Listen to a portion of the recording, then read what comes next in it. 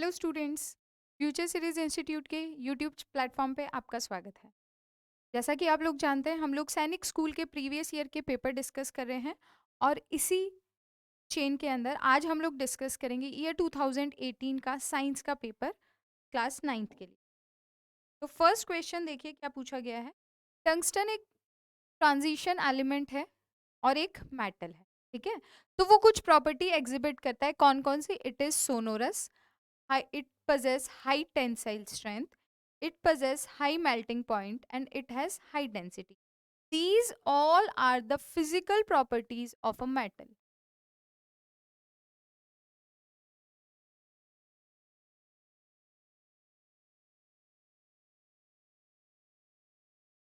ठीक है, ये सारी की सारी क्या है? फिजिकल प्रॉपर्टीज हैं। बट क्वेश्चन क्या पूछा गया है? Which of the above property या properties of tungsten made it suitable material for the filament of electric bulb.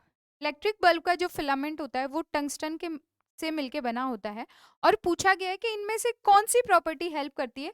तो देखिए, जो ये हाई मेल्टिंग पॉइंट वाली प्रॉपर्टी है ना, ये इंपॉर्टेंट रोल प्ले करती है, ठीक है। क्योंकि जितना टेम्परेचर बढ़ेगा फिर भी वो उसका जो है ना मेल्टिंग पॉइंट बहुत ज्यादा होता है, तो वो मेल्ट नहीं होगा। दैट्स वाई टंगस्टन को यूज किया जाता है। तो C will be the correct answer for this question. Now moving on to next question, hepatitis B is cause due to, and the options are virus, protozoa, bacteria and fungi, ठीक है। तो देखिए, hepatitis B जो है वो किसकी वजह से होता है ये पूछा गया है। तो cause of the hepatitis B is virus. And which organ is affected most? Liver. या liver is affected most by hepatitis B. And अगर अदर डिजीज की बात करें जो वायरस से होती है, तो एक तो आपका कॉमन जो भी कोल्ड फ्लू वगैरह है। अपार्ट फ्रॉम दैट जो इम्पोर्टेंट डिजीज हम लोग याद रख सकते हैं, एक एड्स याद रख सकते हैं। उसके अलावा अभी अगर हम बात करें तो कोविड-19, ठीक है, जो पैंडेमिक थी, that was cause because of the virus. Moving on to next question, the production of an exact copy of an animal by asexual reproduction is known as, ठीक है। किसी भी ऑर्गेनिज्म की एग्जैक्ट कॉपी हम लोग बना रहे हैं, तो कौन सा mode of asexual reproduction use हुआ है? And the options are cloning, meeting, budding या हैचिंग, ठीक है। तो देखिए, क्लोनिंग का जो प्रोसेस होता है उससे हम क्या कर सकते हैं? एग्जैक्ट कॉपी बना, ठीक है। तो क्लोनिंग के लिए एक चीज क्या याद रखेंगे, जो फर्स्ट पर्सन था जिसकी क्लोनिंग की गई थी उसका नाम था डॉली, कीप थी इन द ईयर 1996, ठीक है। ये याद रख सकते हैं क्लोनिंग से रिलेटेड। अब बात कर लेते हैं असेक्सुअल रिप्रोडक्शन की। तो ऐसे रिप्रोडक्शन में सिंगल पेरेंट का इन्वॉल्वमेंट, यानी कि एक ही ऑर्गेनिज्म क्या करेगा? ऑफस्प्रिंग या नई जनरेशन को reproduce. Moving on to next question, the device which can be used to detect very small current, ठीक है। the device which can be used to detect very small current flowing in a electric circuit, ठीक है, lead, MCB, LED या none of the, ठीक है। तो देखिए, LED छोटी सी होती है और बहुत छोटा करंट भी अगर फ्लो कर रहा है तो वो उसको डिटेक्ट कर लेती है। तो correct answer for this question is LED. Now what is the full form of LED? LED is your light emitting diode,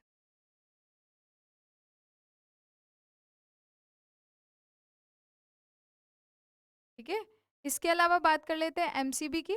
तो MCB is your miniature circuit breaker,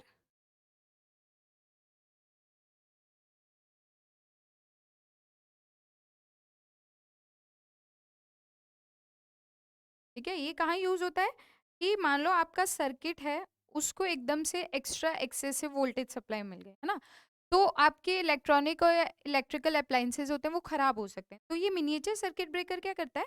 उस सर्किट को दैट मोमेंट के लिए break कर देता है ना। तो जैसे ही वो ब्रेक करेगा तो क्या होगा कि आपकी जो सारे के सारे अप्लायंसेज हैं वो खराब होने से प्रोटेक्शन जाती होंगी, ठीक है। Now which of these unicellular organism has no definite shape? इनमें से कौन सा ऐसा यूनिसेल्युलर ऑर्गेनिज्म है जिसकी कोई डेफिनेट शेप नहीं है? तो correct answer for this question is amoeba. Moving on to next question, which is a thermosetting plastic. ठीक है, options are polythene, melamine, PVC या नायलॉन. तो correct answer for this question is melamine. अब बात कर लेते हैं प्लास्टिक की. तो देखिए plastic is of two types. कौन कौन सा? एक होता है आपका थर्मोप्लास्टिक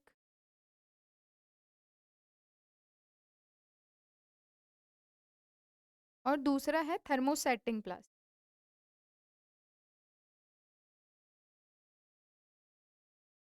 ठीक है, तो थर्मोप्लास्टिक ऐसे होते हैं जिन प्लास्टिक को अगर हम हीट वगैरह देंगे और उसके बाद हम उसे रीमोल्ड कर सकते हैं. लेकिन थर्मोसेटिंग प्लास्टिक एक बार अगर सेट हो गए तो आप फिर से उनको रीमोल्ड नहीं कर सकते, है ना. तो देखिए इसका आंसर क्या हो जाएगा? मेलामाइन हो जाएगा. हार्ड है, मतलब इसको आप फिर से नहीं कर सकते. इसका यूज कहाँ होता है? तो देखिए यूटेंसिल्स बनाने में, यूटेंसिल्स के हैंडल बनाने में, या ऐसा अनब्रेकेबल सब्सटेंसेस अगर आपको कुछ भी बनाना हो तो we use melamine. Moving on to next question, solution of which of the following oxide in water. इनमें से किस ऑक्साइड का पानी के अंदर जो सॉल्यूशन होगा वो कलर चेंज कर देगा ब्लू लिटमस से रेड. कैसा कलर चेंज करेगा? ब्लू लिटमस से रेड के अंदर चेंज कर देगा. तो देखिए ऑप्शंस क्या क्या है इसमें. पहले तो बात करते हैं ब्लू लिटमस से रेड कर रहा है, इसका मतलब जो भी सॉल्यूशन है वो कैसा है नेचर में? Solution is acidic in nature. कैसा है नेचर में? एसिडिक. एंड ऑप्शंस देखिए क्या है. Sulphur dioxide, magnesium dioxide, iron oxide और कॉपर ऑक्साइड. तो देखो अब अगर हम बात करें तो देखिए सल्फर जो है वो एक नॉन मेटल है, आयरन मेटल है, मैग्नीशियम मेटल है और कॉपर भी. ठीक है, तो देखिए ये जो तीनों हैं बाकी के ऑप्शंस, ये क्या क्या है? These are metallic oxide, metal के ऑक्साइड्स हैं.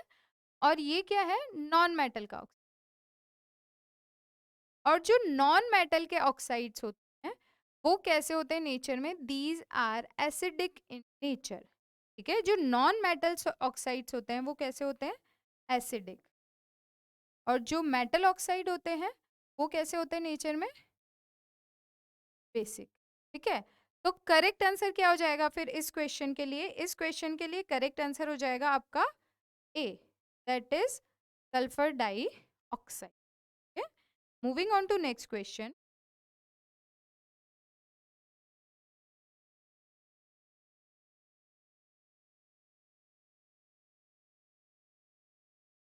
देखिए इन इंडिया पीसीआरए नाम का एक इंस्टीट्यूशन है, वो एडवाइस करता है कि किस तरीके से पेट्रोल सेव करना है, किस तरीके से उसे कंज्यूम करके रखना है, और बहुत सारी टिप्स भी देता है. ठीक है, तो आपसे पूछा गया है कि पीसीआरए की फुल फॉर्म क्या होती है. तो PCRA is petroleum conservation research association.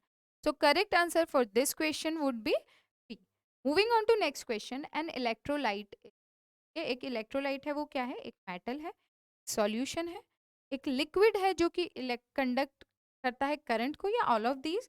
तो इलेक्ट्रोलाइट एक ऐसा लिक्विड है जो क्या करेगा? करंट को कंडक्ट करेगा. Moving on to next question. As the angle between two plane mirror is decreasing. ठीक है, दो प्लेन मिरर के बीच में जो एंगल है वो क्या कर रहा है? डिक्रीज कर रहा है. तो आपको बताना है कि उससे कितनी जो देखिए जैसे क्या रहता है, दो प्लेन मिरर को अगर हम स्पेसिफिक एंगल के ऊपर रखते हैं और उसके सामने एक ऑब्जेक्ट रखते हैं तो उसकी मल्टीपल रिफ्लेक्शंस होती है. मल्टीपल रिफ्लेक्शन की वजह से उसकी बहुत सारी इमेजेस बनती है. तो इन्होंने पूछा है कि ये एंगल जो है वो धीरे धीरे आप क्या कर रहे हैं? You are decreasing the angle. ठीक है, तो आपको नंबर ऑफ इमेजेस के बारे में बात करना है. तो देखिए नंबर ऑफ इमेजेस का फॉर्मूला होता है n is equals to 360 upon theta. ठीक है, तो देखो अगर इसका आंसर इवन आता है, if the answer is even, तो क्या करते हैं? नंबर ऑफ इमेजेस किसके इक्वल हो जाएगी? Number of images will be equal to n-1. जो भी n की वैल्यू है उसमें से 1 माइनस कर देंगे. और अगर हम ऑड की बात करें, ऑड की, तो नंबर ऑफ इमेजेस क्या रहती है? नंबर ऑफ इमेजेस n ही रहती है. अगर ये आंसर जो है इसका 360 अपॉन थीटा की बात कर रही हूँ, अगर इसकी वैल्यू ऑड और इवन आती है तो क्या होगा? तब n ही रहता है. ठीक है, देखिए इस रिलेशन से भी हम लोग बता सकते हैं कि अगर एंगल की वैल्यू डिक्रीज हो रही है तो इमेजेस क्या होगी? इंक्रीज. ठीक है, तो करेक्ट आंसर क्या है? इंक्रीज. अब एक एग्जाम्पल भी देख लेते हैं। तो देखिए 360 अपॉन मैं करती हूँ पहले 90, ठीक है। इस केस में आंसर क्या आया 4। ये एक इवन नंबर है तो I will subtract 1 from it. तो नंबर ऑफ इमेजेस कितनी हो जाएगी 3 हो जाएगी। यानी कि अगर दो मिरर हैं उनके बीच में एंगल 90 डिग्री है तो एक ऑब्जेक्ट की 3 इमेजेस बने। अब चेक करते हैं दूसरी वैल्यू के लिए। तो मान लो मैंने ट्राई किया 360 अपॉन 40, ठीक है। इस केस में नंबर ऑफ इमेजेस कितनी आई मेरे पास 9। और ये ऑड नंबर है तो मैं इसको एज इट इज ही रहने दूंगी। तो एक है 3, एक है 9। देखिए जैसे जैसे एंगल की वैल्यू डिक्रीज कर रही हूँ इमेजेस की वैल्यू पे क्या फर्क पड़ रहा है इट इंक्रीज। तो करेक्ट आंसर क्या हो जाएगा इंक्रीज, ठीक है। Moving on to next question.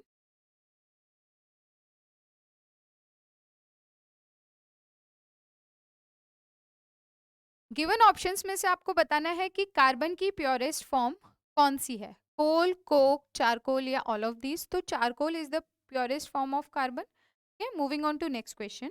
Value of 1 light year. एक लाइट ईयर, लाइट ईयर क्या होता है डिस्टेंस मेजरमेंट की यूनिट है, बहुत ज्यादा दूर के डिस्टेंस होते हैं तो we use with the help of light year. तो इसकी वैल्यू क्या है तो देखिए 1 light year is equal to 9.46 into 10⁻12 metre, ठीक है। फिर से बोलेंगे 1 light year is equal to 9.46 to 10⁻12। Moving on to next question. Which of the following liquid does not conduct electricity. देखिए ऑप्शंस क्या क्या है, lemon juice, sugar solution, distil water या हाइड्रोक्लोरिक एसिड। तो देखो डिस्टिल वाटर के अंदर नहीं होता है आपका आयंस नहीं होते तो इलेक्ट्रिसिटी कंडक्ट नहीं करेगा, ठीक है। और बाकी के तीनों करेंगे तो करेक्ट आंसर क्या हो जाएगा B, only third. Moving on to next question. Fungi and bacteria, first है फंगाई, सेकंड है बैक्टीरिया और उसके बाद उनके स्टेटमेंट लिखे गए हैं उनके बारे में और आपको बताना है कि करेक्ट कौन सा है। तो देखिए second are small prokaryotes while first are large cell eukaryote, ठीक है। पहले क्या है प्रोकैरियोट्स हैं और दूसरे क्या है यूकैरियोट्स हैं with defined mitochondria and other organ. सही बात है एकदम, ठीक है। जो बैक्टीरियाज होते हैं बैक्टीरियाज आर यूकैरियोट्स, ठीक है। और जो फंगाई होते हैं वो, तो ये करेक्ट है। देखते हैं चेक करते हैं। Second have a sexual reproduction through conjugation and transformation but first through genetic recombination in this is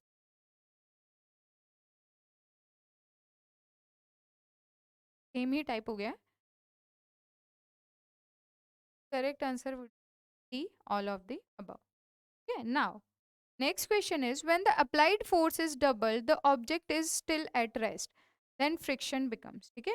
अगर आपने फोर्स को क्या कर दिया है डबल कर दिया है ना, 2 टाइम्स अगर आपने फोर्स को कर दिया है तो देखिए फ्रिक्शनल फोर्स जो होता है जितना फोर्स है उसके अपोजिट डायरेक्शन में ही एक्ट करता है और उतना ही एक्ट करता है। क्योंकि बॉडी का मूवमेंट नहीं हुआ है, बॉडी स्टिल एट रेस्ट है, तो इसका मतलब फ्रिक्शनल फोर्स क्या हुआ होगा, अगर अप्लाइड फोर्स डबल किया तो फ्रिक्शनल फोर्स भी डबल। तो करेक्ट आंसर क्या हो जाएगा ए।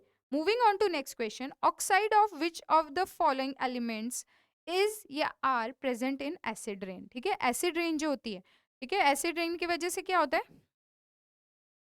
It is cause of white cancer या मार्बल कैंसर भी इसे बोलते हैं ना, वाइट कैंसर और मार्बल कैंसर बोला जाता है।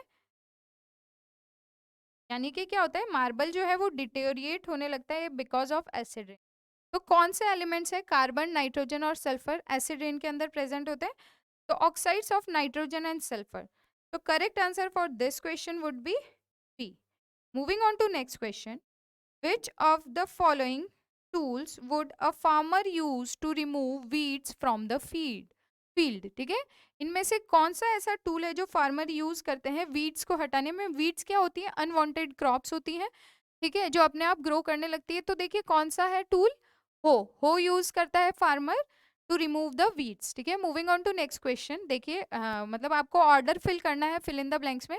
Dash are the smallest micro organism, ठीक है, सबसे छोटे माइक्रो ऑर्गेनिज्म है जो केवल I am sorry which develop only inside the cell of dash organism, मतलब वो बाहर नहीं होते हैं ग्रो और ऑर्गेनिज्म की बॉडी के अंदर ही होते हैं. They do not respire, feed, grow, excrete और move on their own, but they can not, के बाद फिर से dash, when they are outside the dash shell they behave as dash. ठीक है.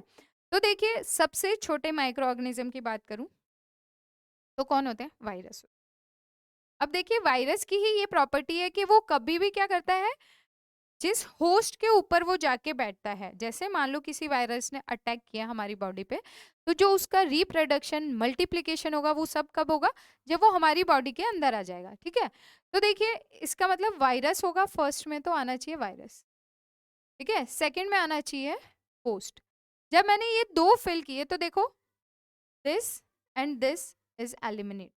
अब देखिए दे do not respire, feed, grow, ये सब कुछ नहीं करता है और ये रिप्रोडक्शन भी नहीं कर सकते. अभी मैंने आपको बताया कि जब वो होस्ट के अंदर आएगा यानी कि लिविंग ऑर्गेनिज्म के अंदर आएगा तभी वो रिप्रोडक्शन करता है.